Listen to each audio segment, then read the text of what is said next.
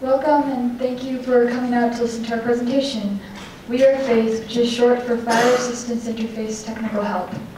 Hi, I'm Mercedes. This is Julia, Brooklyn, Elisa, Bryn, and Ethan. But before we get started, I got a question for y'all. Out of all of you people, can I get a show of hands of those of you who have been affected by the wildfires this past year?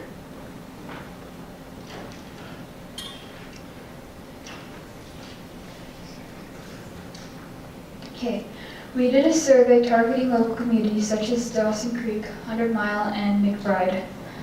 In the survey, we asked how concerned homeowners were about the upcoming fire seasons. As you can see, people are very distressed.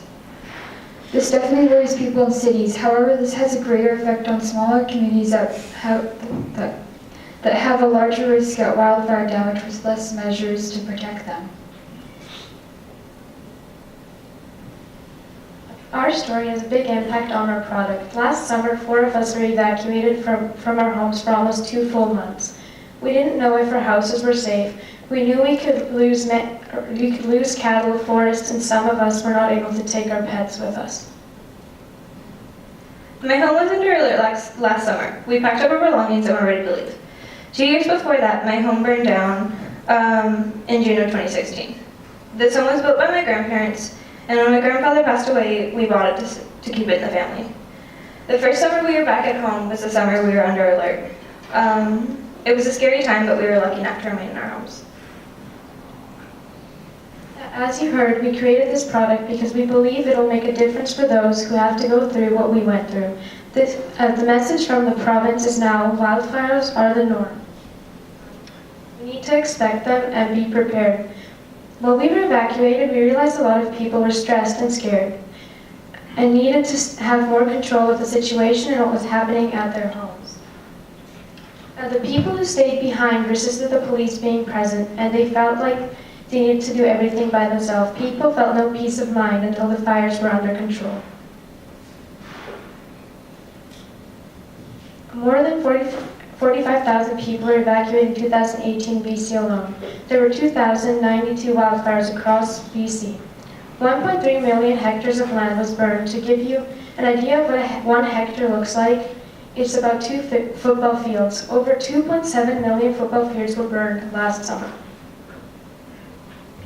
We have lots of reason to believe that there will be greater issues surrounding wildfires in our communities. The area burned in BC has been on the rise in recent years, as the yellow bars represent, and are predicted to continue getting worse over the years to come. The map on the right shows the number of wildfires burning across BC in August 2018. This is most of our province. And even now, there are still hot spots from last year's fire, which survived the winter and started burning again. In response to these wildfires and our experiences, we have created the FAITH Automated Fire Prevention Sprinkler System. Our sprinkler system will use smart home technology. It will be app-enabled for remote control, so as long as you can connect to Wi-Fi, you will have the option to control your sprinkler remotely. If power loss occurs, a firefighter can turn your sprinkler on manually. It can be installed on the side of your home for stability and works on low-pressure water, so communities without major water lines or pumps can still use our service, as well as remote locations that are not under fire protection.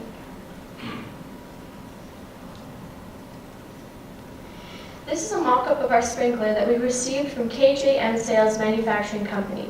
The base is an aluminum bracket that will be attached to the side of your home. The round piece is a butterfly sprinkler head from Alibaba.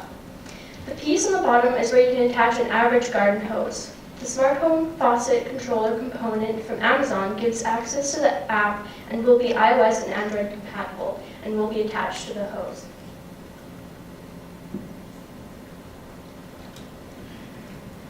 When we were looking for competitors, there wasn't many options for buyers in this market. One of the major competitors was Wasp. Wasp is mounted on the gutters, is manually turned on, and is ordered in kits with complete hoses and fittings.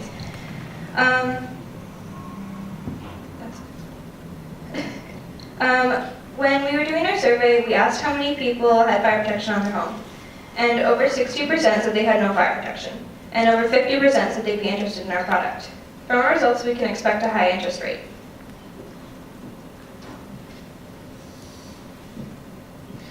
This is our cost breakdown. For the app-enabled pump and a set of 2 sprinklers, we expect this to cost approximately $161.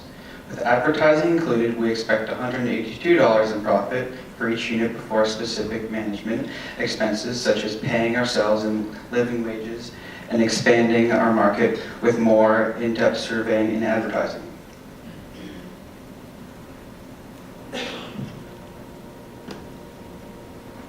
For our first year, rather than spending a lot of money on things that we don't really need because our product, we would like to start small with small communities and small quantities and help the people that we really think need it more than anything else. We would just use our basements or garages to store our pieces and use small advertising and just do everything as small and easy as we can. So for our first year advertising, we would spend $12,000 and promotional materials would be $500. Web hosting and design would be $3,500. Bookkeeping and accounting would be $1,800, and other supplies would add up to $14,104. For when we plan to break even, we would like to break even after 12 months. Our selling price per unit would be $375, and we would need to sell 137 units in order to make enough to break even. First, we plan to stay local and sell door-to-door 140 units by the end of the summer. Manufacturing during September, we can begin manufacturing more units. Fall and winter of 2019, we will set up advertising in our small community via radio stations like CJFW and the Moose, and maintaining our social media presence. Next year during the summer, we aim to sell our product to more surrounding small communities in BC and begin looking for a city center.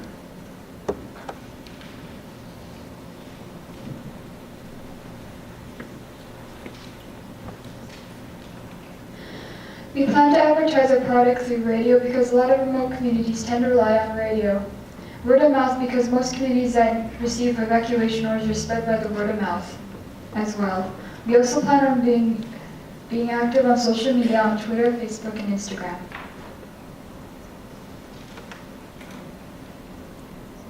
That's all.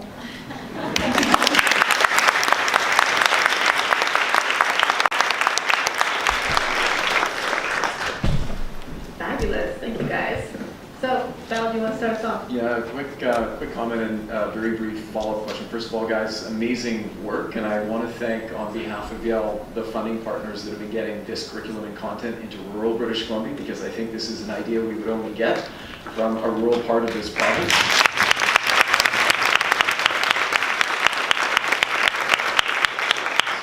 I'm really impressed, guys, and this is a huge problem facing us, especially in this province. So I just want to congratulate you for tackling something I think is really timely. My question as a judge is more around, you mentioned it's Wi-Fi enabled. If the internet connectivity piece goes down, it can be manually turned on. Did you explore battery packs or blackout period solutions where you have maybe at least a window where if Wi-Fi goes down, it can still be activated off-grid somehow?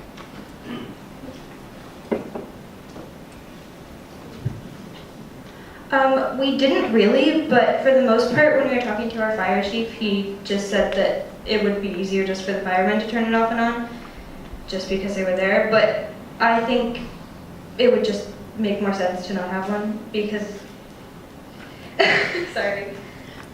If we did have one, we would have to sell it along with it, and it just doesn't really make sense for our product. Yeah, that's a great answer. Thank you.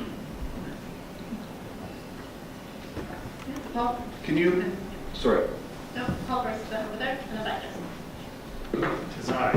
Hi. So I grew up in Prince George, so I totally know what you're talking about.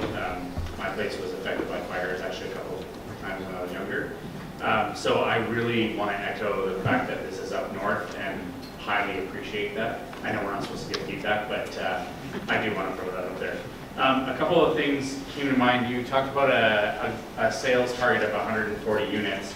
I'd be curious as they're kind of tied together questions, which is how many units would you actually sell per home? Because I can't imagine just putting one on the side of a house is going to do enough. So I'd be curious how many homes that means you need to sell as opposed to how many units.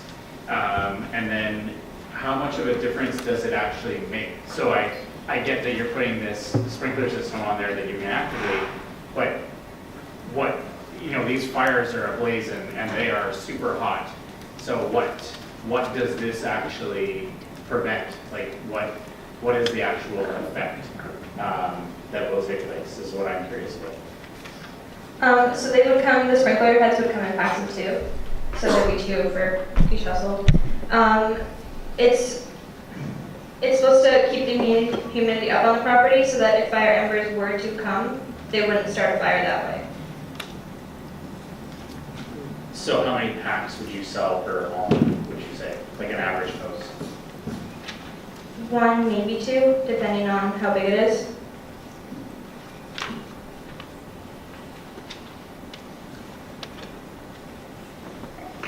Manila, do you have one? Yes, actually, Paul asked half of my question, but the main question was, has this been tested in an actual fire zone, so you know what amount of water flow you need, what water pressure you need? I don't know a lot about wildfire, because I haven't experienced it, but when I understand the temperature is so high and the winds are so fast, that getting things damp is not enough to save. So my question is, have you talked to any experts or have you tested it actually in the field? We haven't tested it. When we were first starting our product, we talked to our local fire chief, and he said that the best thing that a homeowner can do is put up sprinklers around their house just to save it, but we haven't tested our own, but there are other products who have, and they're a huge help. So my original question was answered, but I'm curious and ignorant to the I guess the technology or the science around the range of a sprinkler. So in your model, you're suggesting that each home will probably need 2 sprinklers, but in my head, I'm thinking each room needs a sprinkler. So I wonder if you analyze that. If I were an investor, I'm kind of thinking, well, I think you need more sprinklers, and your business model or your financials are assuming that each household will want 2 sprinklers, right? So, is there? How do you come up with the? I guess the final question is the need only 2 sprinklers, or does your model need to be tweaked in the event more sprinklers per home are needed? Well, it's an outside sprinkler. I'm not sure if that came across, but it is an outdoor sprinkler. So I think the normal sprinkler radius is 10 to 20 feet. I'm not exactly sure, but it's definitely around there. I think 20 feet. You got me on the fact that it's outside and not inside. We actually Brenda first, and then we'll go to, we'll start with that. One question related to sales around a product that's preventing fire. With the fire chief or anybody else, did you discuss what the liability of a sale is and if homeowners are counting on the utility of your product?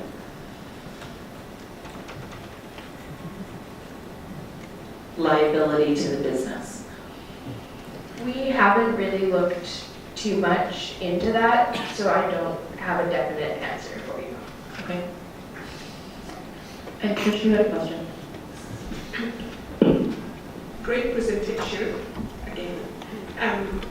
You mentioned that it's going to cost $375 per unit for the production, but however, when you did the breakdown, I did not see the cost of activating the controller, the remote controller, so that you'll be able to turn on the sprinklers. There have to be some costs associated with that, but I didn't see it in your breakdown. So the cost for the piece that would be the remote control, you can order it. We would order it off of Amazon, and I think it was around $126 a piece for each remote control piece that we would sell. And there's no programming that would be needed. Not that I know of, no. Colin, you had one? It's working. There we go. Love the presentation. Just have to say, it's a storytelling aspect and your purpose and your why that's wrapped around that. It was really compelling and it really resonated. So you did a great job of that. And like why you want to do this. It's fantastic. What I wanted to ask was really about partnerships and the opportunities. We talk about pain points and what are you solving? Obviously, with a house burning down is a massive pain point. That loss, but also for insurance companies, obviously a pain point of the payout on that. In order to scale this, I can see the real opportunity of kind of hooking your wagon to an insurance company. Have you spoken to any insurance companies to see if they would be interested to partner with you and promote this? Because I would think that they'd be able to reduce their premiums and also their payouts there by someone and buying this for $375 a pop. So have you looked into that at all? We never actually talked to any insurance companies, but our main competitor, Wasp, they are partnered with insurance companies, so I can see how it would be something to look into in the future. Chris, did you have something you want to say? That exact question. Nice work. Okay, so we're still in each other's questions now. Does anyone have a final one? Sure. You made reference to this competitor, Wasp. Can you clarify again how exactly you're different than what because I'm looking at them, it seems like they're similarly connecting to roof with garden hose. What's your differentiator from Wasp again? Our main difference is we have the smart home components, whereas theirs is only manually turned on.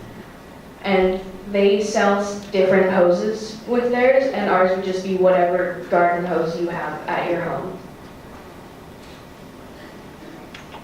Actually, I have time for one more question. Jerry. My thanks as well for actually tackling a real world problem. Congratulations to you on that. $375 is a pretty big bill for a lot of rural households. I noticed that you had a pretty hefty profit margin built in there as well.